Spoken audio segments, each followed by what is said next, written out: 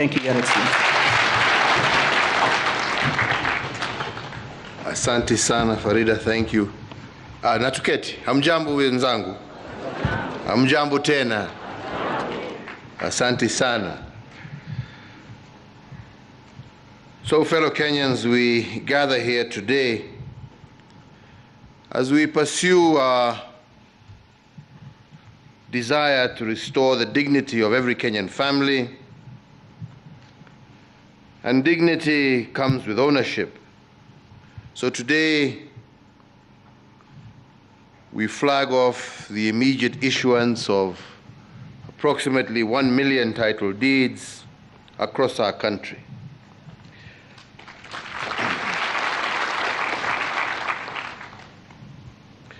We made a pledge on the 3rd of February 2013 when I launched the Jubilee Manifesto. And on that occasion, as part of my remarks, I stated that for far too long, Kenyans have been talking about the land question, and what we needed was the land answer. To make matters worse, as of 2013, and 60 years after the Switen Plan was initiated, 67% of land in Kenya had still not been adjudicated and had no titles. I highlighted that people living on community land suffered disadvantages not suffered by those who are living on their own registered land, as they cannot unlock the commercial value of that land. Further, I did note how public bodies were hampered from providing services due to encroachment, grabbing, and uncertainty due to land holdings. I also observed that individuals living on untitled land could not develop the land because they knew in any instant they could be summarily evicted. That, ladies and gentlemen, was a land problem that I found on my desk as I began my tenure as president.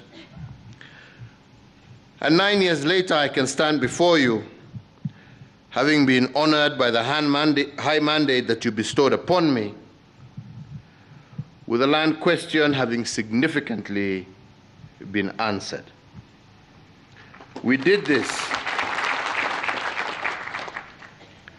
by firstly introducing the National Titling Program in the year 2013. And this program and the resources we have put behind it has enabled the processing and issuance of title deeds to our citizens. As part of this program, we established the National Titling Center, the Rapid Titling Initiative, land clinics, and formed links with both land buying companies as well as county governments. And these progressive measures were buttressed by enhanced recruitment of technical staff and the deployment of other critical resources, including motor vehicles and survey equipment, as Waziri here has just indicated. And 9 years later, the success achieved is really unbelievably remarkable. The program has made it possible to issue title deeds to once forgotten areas such as Samburu, Isiolo, Marsabit counties, to mention but a few. And indeed, I feel very honored to have been the first president who handed over a title deed to the first woman landowner in Marsabit. This is a feat that was unthinkable a decade ago, when it was culturally held that women could not hold a title in land. This program has brought hope where there was fear and despair. We have managed to heal wounds and resolve the phenomenon of protracted and acrimonious land disputes across the country. In places such as Kihiomwiri in Murang'a, Nyakenywa in Trans Nzoia, Mikanjuni in Kilifi, group ranches in Kajiado, Narok, and Samburu, amongst others. And further, under the titling program, all beneficiaries living in the former colonial villages, such as in Nyandarua and Nyeri, have been issued with title deeds, bringing to a happy end a century-long tale of despair and destitution. But over and above this, another area that I have been extremely proud of is that we have secured our natural resources and heritage sites like the Mau Forests, the Nairobi National Park, our City Park, the Masai Mara Game Reserve, amongst others, through the issuance of title deeds.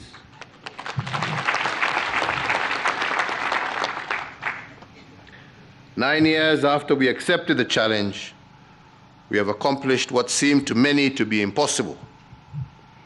From 2013 to date, we have issued over 6 million title deeds, compared in similar number to those issued over the preceding 50 years since independence and the 50 years prior to independence during the colonial government. To ensure that this important agenda was a success, the program had to tap and utilize the mobilization efforts of land buying companies in Nairobi, Nakuru, Trans Nzoia, Kilifi, Mombasa, Machakos, Kajiado, Laikipia counties to assist in the issuance of title deeds to shareholders. This has been through the collaboration with government in surveying, verification of ownership documents, and supporting alternative dispute resolution processes. Further, ladies and gentlemen, the government is also documenting land belonging to public institutions, such as schools, hospitals, law courts, prisons, and, for example, the Ministry of Lands and Physical Planning, working with partners in the education sector, has delivered the titling of parcels of land belonging to 20,000 schools and the surveying of 32,000 public schools. In line also with our commitment to establish an efficient, transparent, and accountable land administration and management system, we developed and launched the National Land Information Management System in April of 2021. This is what is commonly referred to as Ardhi Sasa, which aims to facilitate the electronic transaction of land deals. In the past, all land matters were handled using a manual registry, which unfortunately made the Ministry of Lands a den of corruption. And this led to some truly shocking outcomes. As we have seen, many pieces of land having dual titles, others properties belonging to the public transferred to private hands, and so on and so forth. So as part of our reforms in the land registry, the process of identifying fake title deeds and reversing the endemic fraud that had fraught the ministry was accelerated, and we have also increased efficiency and the speed of land processing, because you will recall that it once, not too many years ago, actually less than 4 years ago, it took a minimum of 6 months to complete a single land transaction. Today, this has been reduced to 48 hours using this system we have in place. Similarly, instead of taking between 1 and 3 months to conduct a land search, the system gives you a land search result in 3 to 5 minutes from the comfort of your home or office. But what I'm most proud about is the fact that all these systems have been developed by our very own young Kenyans who have shown that given an opportunity, they can participate in the transformation of our country, Kenya.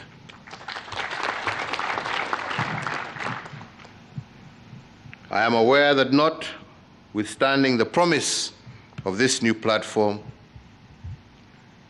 land cartels today are regrouping again to slow the pace of reforms that we are undertaking.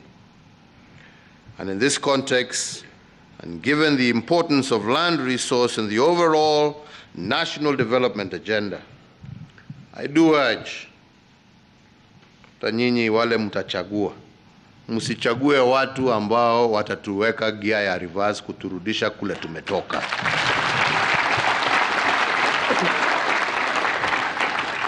Tunataka wale ambao watasongesha hii agenda na kuhakikisha kwamba kila Mkenya ako na haki yake na mali yake, sio kuturudisha kwa enzi ya wizi na mambo mengine.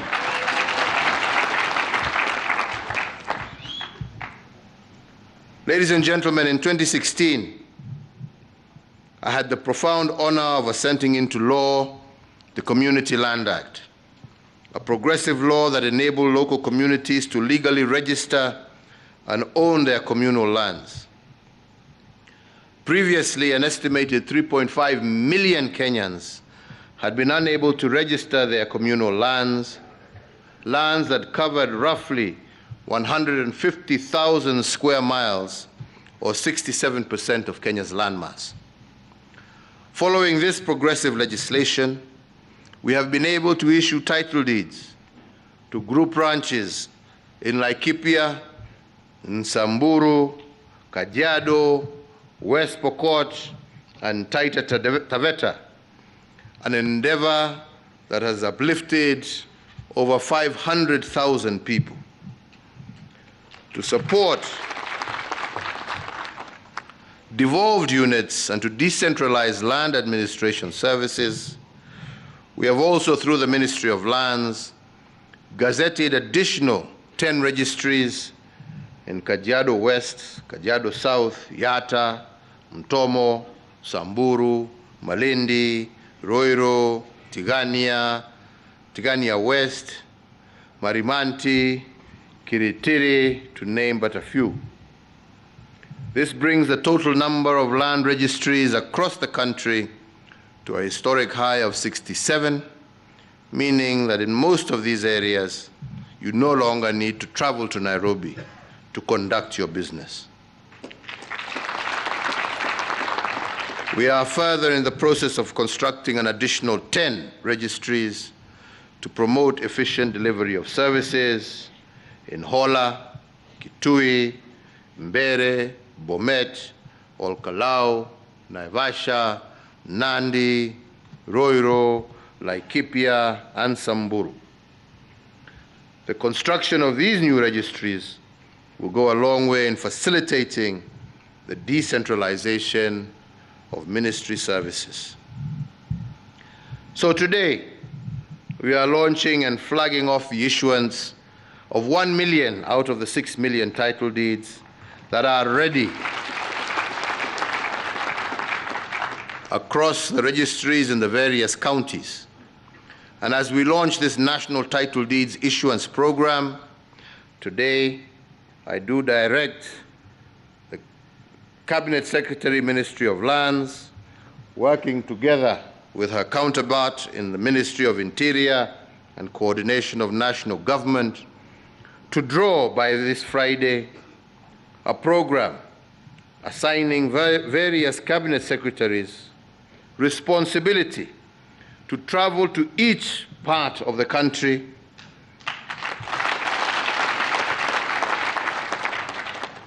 together with county commissioners to issue the balance of the ready title deeds.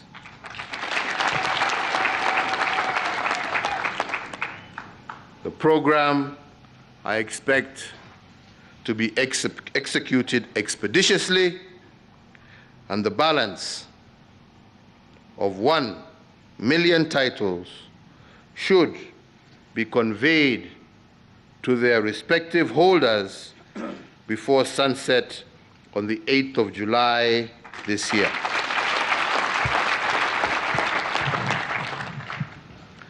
So, ladies and gentlemen, as we prepare to hand over the baton to the next administration, we must continue to pray and remain confident and work towards getting an administration that will build on the foundation for accelerated reforms in the land sector and scale up of the issuance of title deeds to individuals, communities, to companies, and to public institutions. So, ladies and gentlemen, nataka tufanye hii kazi kwa sababu tunajua kila mtu akipata haki yake, hiyo ni maendeleo na hiyo ni pesa kwa mfuko ya kila mtu. Wengi wanaweza kuendelea hapo, wataongea huko ya kwamba hii ni makaratasi tu. Lakini jameni, nataka kusema kwa hiyo milioni moja tunaishu leo, hata ukichukua bei ya mwisho kabisa, tuseme ni shilingi 1,100 karatasi moja, ukienda kwa benki ile unaweza kukopa, kujenga ama kufanya mambo mengine.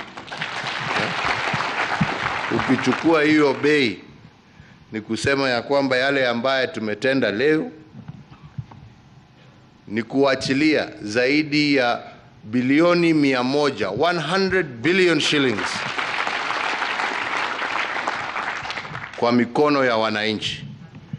Na yale ambaye tumefanya kutoka 2013 mpaka wa leo, hata tukichukua hiyo bei, ni zaidi ya bilioni 600, 600 billion Kenya shillings. Na tunajua kuna titles zingine hapo ambazo hata ziko na bei juu zaidi. Kuna wengine hapo tumepatiwa title, ukiona mtu ameenda ni ya milioni 6, mtu amechukua loan ya milioni 5, milioni 2. Na hiyo ndio njia ya kujenga nchi. Kwa sababu sasa umesaidia mtu kuwa na kitu ambacho anaweza kukopa na kuinua hali yake, kujenga biashara yake, kukuza shamba yake, ukiwa huogopi ya kwamba kesho utakuja kunyang'anywa. Ama ni namna gani jameni? Ukiwa pia na haki ya kwamba hakuna mtu anaweza kuja arudi tena kukufukuza kwa shamba yako. Na hiyo ndio ya muhimu. Furaha yangu ni kuona kama hawa wakina Nyakinywa wa Trans Nzoia, watu ambao wameishi huko hata mbele ya mzungu, lakini kila saa wanaambiwa rudini kwenu. Kwenu ni wapi? Kwenu ni hapo unaishi na uko na cheti yako ya kusema hii ni shamba yangu. Hakuna mtu anaweza kukufukuza. Unarudi wapi? Hapo ambapo upo ndipo kwako. Ama ni namna gani? Tuna wenzetu huko kutoka upande ya Samburu, kutoka upande ya Narok na Kajiado, ambao wanaambiwa hii area hii yote ni yenu, lakini hawana document yoyote ya kuwaonesha. Kesho unasikia mtu amechukua kitu, mtu amechukua fulani, mtu amechukua, inalete vita, inalete shida. Sasa kila mtu atakuwa na cheti chake kusema hapa ni kwangu na uwezi uguze kwangu. Kuna wale ambao wamezoea kuiba misitu, kwa sababu wanaenda, mtu anakata, mwishowe kwa sababu anajua hakuna mtu anafuatilia, unaona misitu yetu yote imeisha. Sasa ukijaribu kukata msitu, title deed itaonesha hii ni area ya msitu. Hawa vijana wameweka katika digital format. Hakuna title ambayo inaweza kuwa issued in gazetted forest land. Ndio tuweze kulinda misitu yetu. Kuna wengine wamezoea kuiba mali ya umma, anaenda anatembea. Kuna wengine na hawakuwa na kazi nyingine, kazi yao ilikuwa kuzunguka, wanaamka asubuhi kuzunguka Nairobi, kuzunguka Mombasa, kuangalia pahali ambapo hakuna mtu, na hii ni ya nani, na hii ni ya nani. Hiyo pia ni enzi zilizopita. Hakuna kitu kama hiyo inaweza kutendeka tena. Hata nyinyi mnaelewa yale ambayo yalikuwa yanaendelea. Sasa jameni, ni nyinyi mjue kila mtu akipata yake, na hiyo tu ndio ombi langu. Shida ya title deed ni moja. Mzee akipata title deed anaona hii ni mali yake, anasahau ako na jamii. Unajua lazima tuambiane ukweli. Sasa akipata hiyo, wakiongea hapo anasema mimi naenda kujenga nyumba, anaenda kukopa, lakini badala ya kujenga nyumba kwa bibi na watoto ambao wako nao, pesa ikiingia, akitoka benki, akipitia hapo mtaani kidogo, anakutwa na kengine hapo.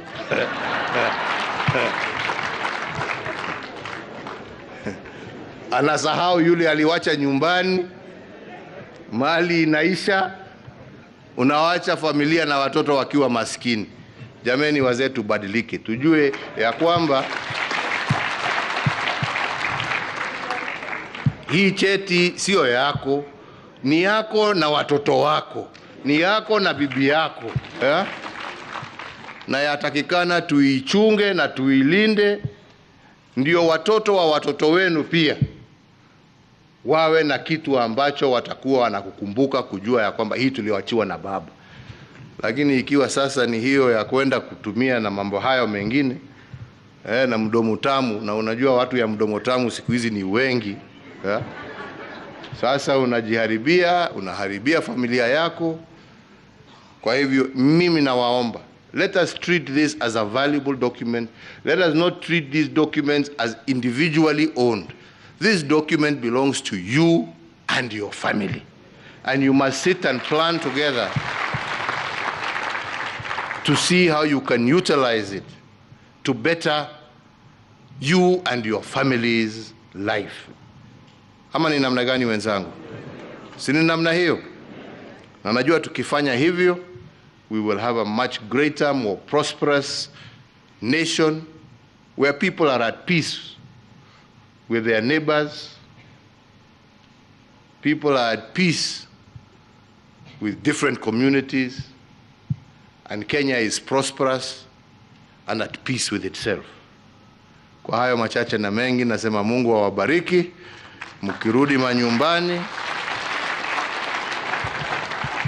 msalimie wale ambao mmewacha, na hata mimi nitajoin hiyo timu ya Farida.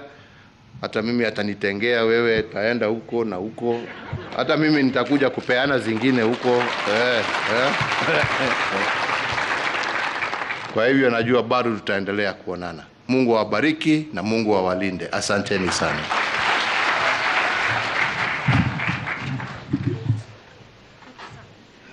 Tupigie rais makofi.